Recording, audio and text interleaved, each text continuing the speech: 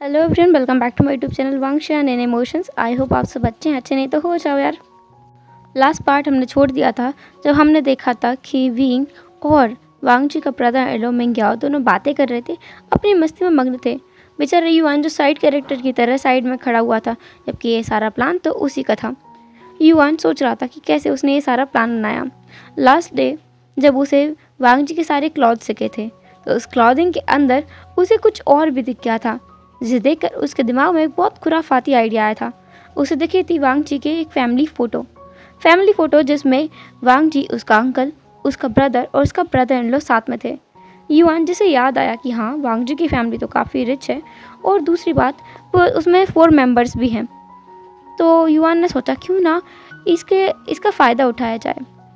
Lance की काफ़ी लंबे टाइम से वैंस के साथ में दुश्मनी पली हुई है। ये बात किसी को नहीं पता है क्योंकि लांस दिखाते नहीं हैं और वैंस छुपाते ज़्यादा हैं इस बात को, क्योंकि इसमें वैंस की गलती ज़्यादा थी और लांस किसी से झगड़ा मोल लेना ज़रूरी नहीं समझते। झगड़ा असल में वांगजी के फादर और वेन चाओ के फादर के बीच हुआ था, लेकिन इसके बाद वैन फैमिली ने लान फैमिली से रिश्ते ही जोड़ना बंद कर दिया था, उनसे दूरी बना ली थी। इसके बाद तो वो लोग बिल्कुल दूर रहने लगे थे। इतनी रात में भी युआन, जिसने अपना फ़ोन उठाया और वांगजी को कॉल मिलाकर उसने वांगजी को बोला क्या सुबह मॉर्निंग में लगभग 4:30 के आसपास वो वांगजी से मिल सकता है। वांगजी पहली बार तो हैरान था कि सुबह 4:30 बजे कौन मिलने बुलाता है, लेकिन वांगजी को जल्दी उठने की आदत थी। वो सोए कितने भी बजे, वो उठता 5 बजे ही है, तो उसने युआन को परमिशन दे दी थी। आधे घंटे पहले ही तो है। युआन को उसने बुला लिया था अपने घर के पास ही, क्योंकि विंग का घर, वांगजी का घर और उनका स्कूल ज़्यादा कुछ दूरी पर नहीं थे, वो काफ़ी पास में थे। युआन सुबह उठ करके उस नाइटमेयर के बाद वहाँ पहुँच गया था वांगजी से मिलने के लिए। वहाँ जाकर वो ना केवल वांगजी से मिला बल्कि उसके ब्रदर, उसके अंकल और उसके ब्रदर इन लॉ तीनों से मिला। उसके अंकल से थोड़ी देर के लिए, इसके बाद वो अंकल चले गए थे क्योंकि सब लोग जल्दी उठ चुके थे। वांगजी का ब्रदर और उसका ब्रदर इन लॉ मिंग्याओ चारों बैठे हुए थे और बैठ करके बातें कर रहे थे। युआन ने न जाने कौन सी पट्टी पढ़ा करके उन्हें इस बात के लिए कन्विंस कर लिया था कि आज वो वेंचाओ के साथ मैच के लिए आ जाएं और मैच में उनको हरा कर ये साबित कर दें कि लेंस भी किसी से कम नहीं है और जो चीटिंग करता है वो हारता ही है। वेंस लांस को नीचे दुकाने का एक मौका भी नहीं छोड़ते थे, इसलिए ये अच्छा मौका था वेंस को एक सबक सिखाने का कि वो उनसे पंगा न लें। मिंग्याओ और उसके हस्बैंड के काफ़ी सारे दोस्त थे, हाई स्कूल के और यूनिवर्सिटी टाइम के, जो फुटबॉल में काफ़ी अच्छे थे। मिंग्याओ और लान सिजन, जो वांगजी के ब्रदर हैं, वो दोनों ही फुटबॉल में काफ़ी अच्छे हैं, तो उन्होंने अपने दोस्तों को सुबह ही बुला लिया। उनके दोस्त भी उनके तरह ही हैं, जल्दी उठने वालों में से। पूरी फैमिली में सब लोग एक जैसे लोगों को ही कॉन्टेक्ट में रखते हैं जो उनकी तरह हैं। बहुत ज़्यादा अजीब है। खैर, मैच को फिक्स कर दिया गया था।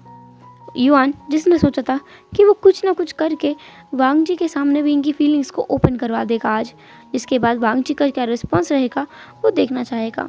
इसके बाद वो विंग को वांगजी के पीछे और अच्छे से लगा देगा और वांगजी ज़रूर मान जाएगा। युआन के दिमाग में तो यही था, पर प्लान थोड़ा सा गड़बड़ हो गया था, क्योंकि जैसे ही विंग जेलस हुआ और वहाँ से आंसू भरी आंखों से गुजरा, वांगजी की जगह उस पर नज़र पड़ी थी मिंग्याओ की। मिंग्याओ विंग के पीछे आ गया था। वहाँ आकर उसने युआन और विंग की सारी बातें सुन ली। युआन ने जानबूझकर यह किया था कि चलो वांगजी ना सही, वांगजी का brother in law uncle Mingyao, वो तो काबू में आ जाए थोड़े से, वो तो विंग की साइड में हो जाए। हुआ भी वैसा ही। दूसरा मिंग्याओ, जिसने विंग को होम ट्यूशन्स के लिए बुला लिया था, उसने अपना एड्रेस भी दिया था और यह भी बताया था कि विंग वहाँ आ सकता है मिंग्याओ से पढ़ने के लिए। मिंग्याओ ने विंग के ग्रेड्स देखे हैं, पहले से बेटर हैं, पर फिर भी विंग को और ज़्यादा इम्प्रूव करने की ज़रूरत है। विंग भी राज़ी हो गया था, क्योंकि वो सच में विंग ना वांगजी के लिए बहुत सीरियस है और इसके चक्कर में वो अपने करियर के लिए भी बहुत ज़्यादा सीरियस होता जा रहा है। उसे वांगजी के साथ ही एक ही यूनिवर्सिटी में जाना है।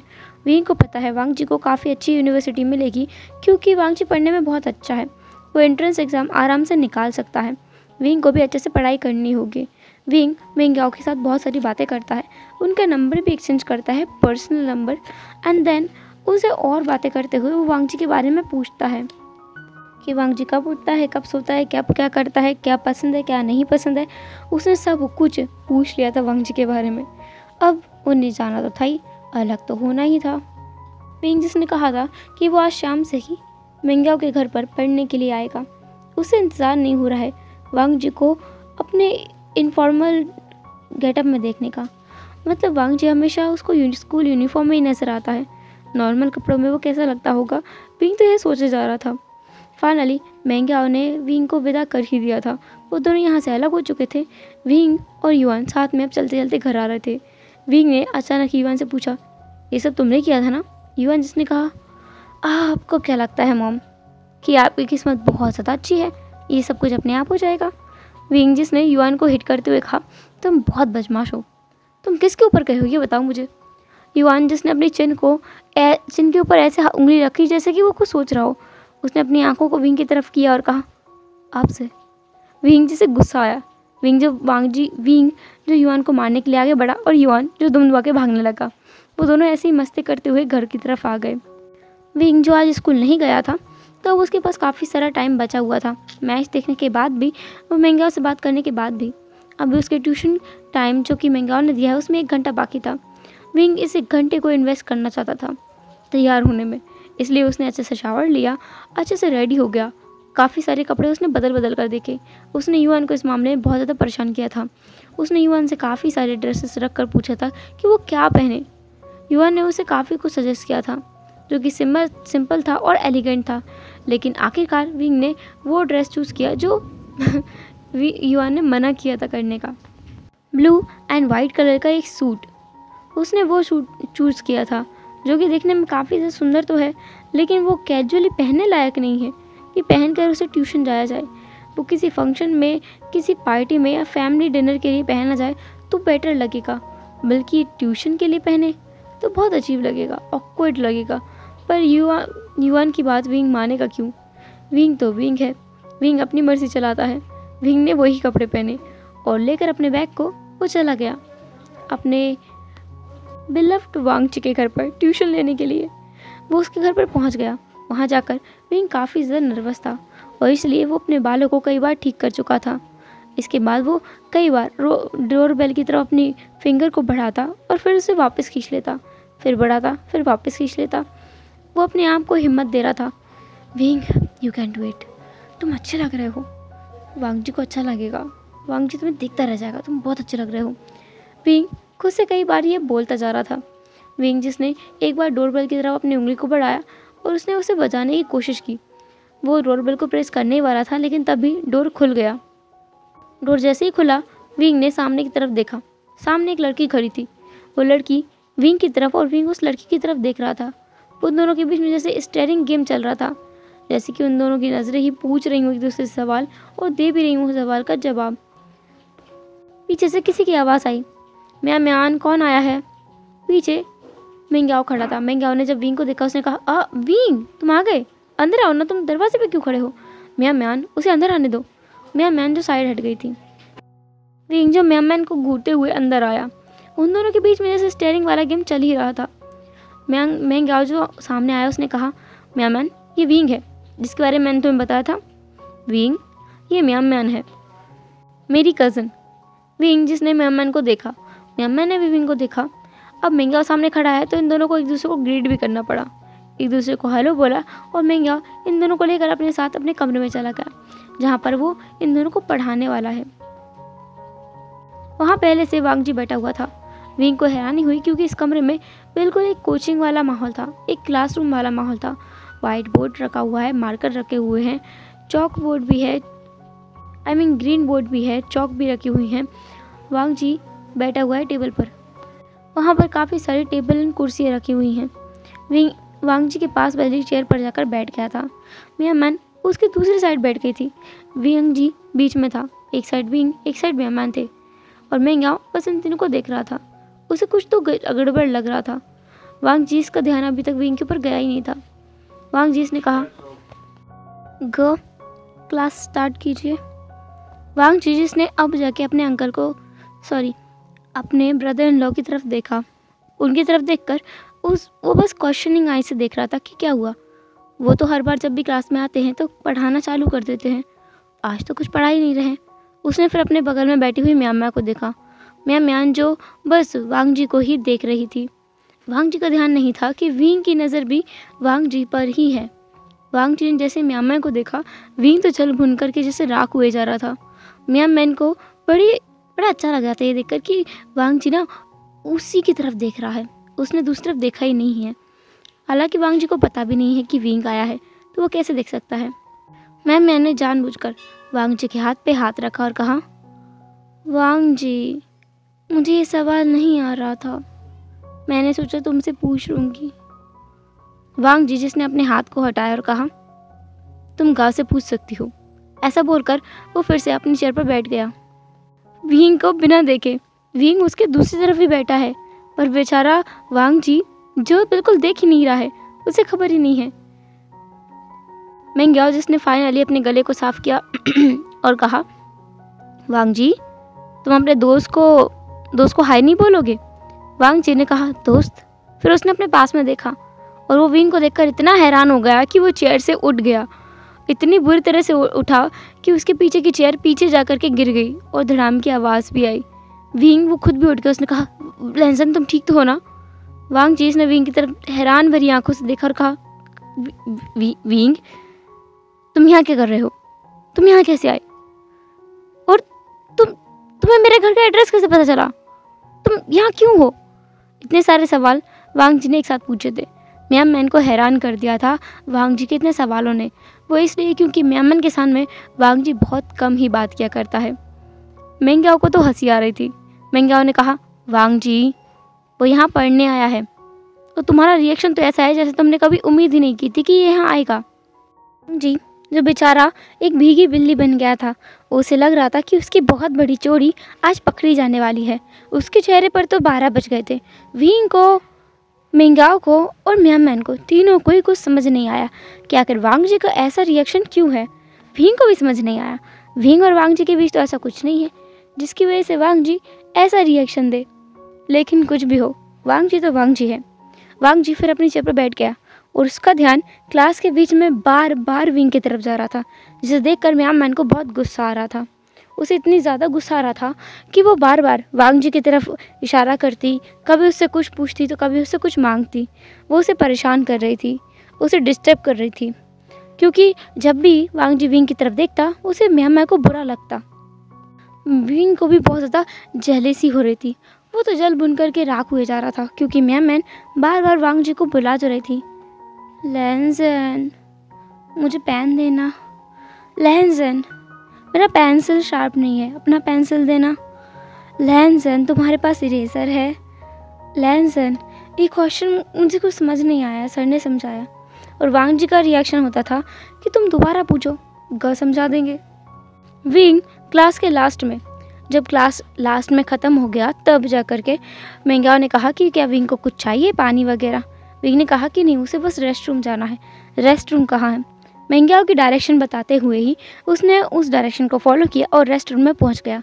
वहां पहुंचकर उसने दरवाजे को अंदर से बंद किया और एक ज़ोर का किक दरवाजे पर मारा, जिससे वहां पर आवाज़ हुई। और विंग जिसने पीछे मुड़ के नहीं देखा था, पीछे एक इंसान ने कहा, क्या कर रहे हो तुम ये? विंग जो अपनी जगह पर फ्रोज़न हो गया। उसने अंदाज़ा भी नहीं था कि वॉशरूम है, मतलब रेस्ट रूम में कोई और भी इंसान होगा। उसने बिल्कुल नहीं सोचा था। विंग जो धीरे धीरे पीछे मुड़ा, पीछे वाले इंसान को जिस हालत में उसने देखा, उस हालत में देखकर तो उसके तोते उड़ चुके थे पूरी तरीके से। वहाँ पर उसके जो टीचर हैं, टीचर ए, वो खड़े हुए थे, जिनका नाम है लान सिचन। वो भी बेचारे शर्टलेस थे। उन्होंने नीचे बस बॉक्सर्स पहन रखे थे, शायद वो नहा रहे थे। उन्होंने जैसे ही दरवाज़ा खुलने की आवाज़ सुनी, उन्होंने पीछे मुड़ के देखा और वहाँ विंग को देखकर तुरंत ही उन्होंने अपने बॉक्सेस उठा के पहन लिए थे और वो तुरंत ही बोल पड़े। विंग ने भी पीछे देखा। वो कुछ टाइम तक तो घूरता ही रह गया और वो बस देखे ही जा रहा था। तभी सिचन जोर से चिल्लाए। विंग खुद भी जोर से चीखा, आ! दोनों की चीख सुन करके जैसे बाहर वालों को अंदाज़ा हो गया कि अंदर हुआ क्या है, वो लोग भी वहाँ पर दौड़ कर आ गए। बाहर तो भीड़ लग चुकी थी। विंग ने दरवाज़ा खोला और वो तुरंत ही बाहर की तरफ भाग गया और वो भागते हुए ही वांग से टकरा गया। फिर भी उसने वांग जी को सॉरी बोला और फिर से भागने लगा। फिर से वो किसी और इंसान से टकराया और इस बार इतनी बुरी तरह से टकराया कि वो ज़मीन पर गिर गया और सामने वाला इंसान भी गिर गया। सामने वाले इंसान ने कहा, आह, ये क्या हो रहा है मेरे घर में, इतनी अशांति क्यों है, मेरा घर शांत था अब तक। उसने सामने देखा, सामने एक लड़का बेचारा गिरा हुआ है। विंग जिसने सामने देखा, उसके सामने एक बूढ़ा सा इंसान है जो बेचारा नीचे गिर गया है। विंग खड़ा हुआ, उसने कहा, मुझे माफ़ कर दीजिए अंकल, माफ़ कर दीजिए। उसने वो करते हुए सॉरी बोला और उसने अपना हाथ भी दिया उस बूढ़े इंसान को उठने में मदद करने के लिए। वांग जी, मेंग्याओ वो दोनों भी वहाँ आ गए थे, उन्होंने भी उसके उठने में मदद की। कुछ टाइम बाद सिचेन जो अंदर से कपड़े पहनकर बाहर आए, उन्होंने कहा, विंग तुम यहाँ क्या कर रहे हो। विंग जिसने कहा, मैं वो सर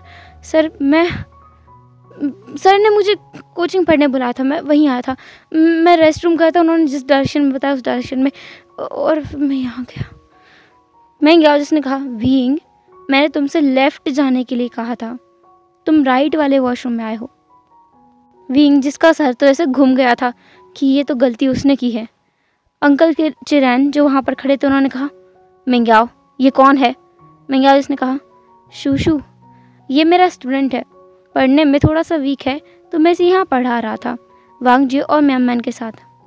अंकल चिरैन ने थोड़ी बहुत डांट लगाई विंग को कि विंग को ध्यान रखना चाहिए, ऐसे कहीं नहीं जाना चाहिए, वो इतना बड़ा हो गया है, अगर कहीं किसी और की जगह पे होता तो, और अगर कोई इंसान गलत होता और वो उसका फ़ायदा भी तो उठा सकता था इस बात पे। ये तो उसका घर का बच्चा है सिचेन, जो बहुत ज़्यादा ही अच्छा है, इसने उसका कुछ भी नहीं किया। विंग को अच्छी खासी डांट लगाने के बाद में अंकल चिरैन तो वहाँ से चले गए। बाद में मेंग्याओ जिसने कहा, हाँ वांग जी एक काम करो, तुम विंग को घर तक छोड़ाओ, वो अकेला जाएगा, अच्छा नहीं लगता है। मेंग्याओ ने ये जानबूझकर किया था क्योंकि उसे तो पता है विंग तो वांग जी को पसंद करता है और वो भी विंग को पसंद करता है। वो चाहता है कि विंग उसके घर में आए क्योंकि ये घर सबसे ज़्यादा बोरिंग है। अंकल चिरैन बोरिंग है, वांग जी बोरिंग है, सिचेन बोरिंग है, सब बोरिंग है। वही एक इंसान लौता है यहाँ पर जो ढंग से बात करता है, हंसता मुस्कुराता है। विंग भी बहुत चुलबुला है तो वो चाहता है कि विंग इस घर में ही आए। दूसरी तरफ म्यान जिसने कहा, अगगा मुझे भी घर जाना है, वांग जी से कहो ना वो मुझे भी छोड़ आए। मेंग्याओ जिसने कहा, म्यान तुम्हारा घर पास में ही है, और दूसरी बात ये पहली बार है जब तुम ऐसा बोल रही हो, हर बात तो तुम अकेली जाती हो। म्यान जिसका मुंह उतर गया, उसने पाउट बनाया। वांग जी ने बिना म्यान की तरफ देखे ही विंग से कहा, विंग चलो मैं तुम्हें छोड़ आता हूँ। विंग ने अपना बैग उठाया, उसे थोड़ी सी राहत मिली। ये तितली तो वांग जी की तरफ मंडराई ही जा रही है। उसे गुस्सा भी बहुत आ रहा था, पर यह जानकर कि वांग जी उसके साथ जा रहा है उसे खुशी भी हुई, और ये जानकर कि म्यान वांग जी के घर के पास में रहती है उसे बहुत ज़्यादा गुस्सा आया। विंग जिसने अपना बैग उठा लिया और वांग जी के साथ चलने लगा। वो दोनों साइलेंटली चल रहे थे। वांग जी जिसने अचानक पूछा, तुम ठीक तो हो ना। विंग जिसने कहा, वांग जी जिसे अब कुछ मिल नहीं रहा था कि वो कैसे बात चालू करे, क्योंकि वो बात करने में बहुत बुरा है। हर बार विंग ही बात करता है, हर बार विंग ही बोलता रहता है, पर आज विंग साइलेंटली चल रहा है। वांग जी को बहुत अजीब लगा। वांग जी ने पूछा, तुम्हें कुछ हुआ है। विंग ने कहा, नहीं। वांग जी फिर दोबारा साइलेंट हो गया था। उसे समझ नहीं आ रहा है कि वो कैसे बात स्टार्ट करे जिससे विंग कुछ बोले। वांग जी ने कहा, तुम चुप क्यों हो। विंग जिसने वांग जी की तरफ देखा और एक शाय किया और कुछ भी नहीं कहा। वो दोनों अभी भी साइलेंटली चल रहे थे। वांग जी जिसने फिर से कहा, तुमने बताया नहीं तुम यहाँ आने वाले थे पढ़ने। विंग जिसने कहा, वांग जिसने कहा, तुम्हें गगा ने बुलाया है। विंग जिसके दिमाग में कुछ आया तो उसने कहा, वैसे एक बात बताओ, सिचेन सर यहाँ क्या कर रहे थे, क्या वो तुम्हारे भाई हैं। वांग जी ने हाँ में अपना सिर हिलाया और विंग को सच में झटका लगा था ये बात सुनकर। इसका मतलब मेंग्याओ सर सिचेन सर के हस्बैंड है। उसने ऐसा बोला और वो वहीं पर रुक गया। वांग जी ने विंग की तरफ देखा और कहा, हाँ कुछ परेशानी है विंग। विंग ने कहा, कुछ नहीं, मतलब वो दोनों हस्बैंड्स हैं, लेकिन उन्होंने स्कूल में बताया नहीं है कि वो दोनों हस्बैंड्स हैं। वो दोनों ऐसे रिएक्ट करते हैं जैसे कि एक दूसरे के दुश्मन हो, बात ही नहीं करते। मुझे तब तक ऐसा लगता था कि वो दोनों एक दूसरे से लड़ते रहते होंगे। मैं वहाँ इतना शॉक था कि मैंने रिएक्ट ही नहीं किया ये जानकर कि सिचेन सर ही मिंग्याओ सर के हस्बैंड है। हाँ, मैंने रिएक्ट ही नहीं किया। वांग जी जिसने विंग की तरफ देखा, उसके फेस पर एक छोटी सी स्माइल आ गई थी ये देखकर कि विंग कितने ज़्यादा बच्चों जैसी हरकतें कर रहा है, जैसे कि वो कुछ बहुत पुराना भूल गया हो और उसे याद आया और वो उस बात से अब हैरान हो रहा है। वांग जी को मुस्कुराता देखकर विंग ने कहा, तुम क्यों हंस रहे हो? वांग जी ने कहा, कुछ नहीं, तुम बहुत क्यूट हो। ये सुनकर विंग के दोनों चीक्स रेड हो गए तो उसने कहा, तुम भी ना क्या क्या बोलते रहते हो। वांग जी जो विंग के साथ चलने लगा। विंग जिसने अचानक कहा, लैंजन एक बात बताओ। वांग जी इसने कहा, अगर मैं एक ओमेगा हुआ तो? ये सुनकर वांग जी रुक गया। उसने कहा, हाँ क्या? विंग जिसने कहा, कुछ नहीं, मैं तो बस ऐसे ही बोल रहा था, कुछ भी नहीं। वांग जी जिसने विंग के हाथ को पकड़ा और उसे ले जाते हुए कहा, मुझे पता है। विंग ने कहा कि क्या? वांग जी ने कहा, मुझे पता है तुम एक ओमेगा हो। विंग अपनी जगह पर फ्रोजन था, वो कुछ रिएक्ट ही नहीं कर पा रहा था। उसके एक्सप्रेशंस कुछ भी नहीं थे, वो एक्सप्रेशनलेस फेस के साथ में बस चल रहा था क्योंकि वांग जी उसे खींचते हुए ले जा रहा था। और यह देखकर वांग जी के फेस पर एक ब्राइट स्माइल थी जो विंग ने पहली बार देखी है। ये उसके लिए दूसरा झटका था, पर उससे पहला झटका तो वो दे ही चुका है। हेलो एवरीवन, तो कैसा रहा आज का पार्ट? जो भी हो जैसा भी हो कमेंट जरूर करना। एंड क्या लगता है आपको कि वांग जी को कैसे पता है कि विंग एक ओमेगा है? और अगर पता था तो वांग जी इतना कैजुअल रिएक्ट कैसे कर सकता है विंग के साथ में? कुछ खिचड़ी पक रही है क्या यहाँ पर? ये तो हम जानेंगे नेक्स्ट एपिसोड में। तब तक के लिए टाटा के बाबा, अपना ख्याल रखना, फिर मिलेंगे नेक्स्ट एपिसोड में। और हाँ, एक बात और कि मैंने 2-3 से अपडेट नहीं किया, इसके लिए आई एम सॉरी, बट अब मैं डेली अपडेट करूँगी। And bye bye.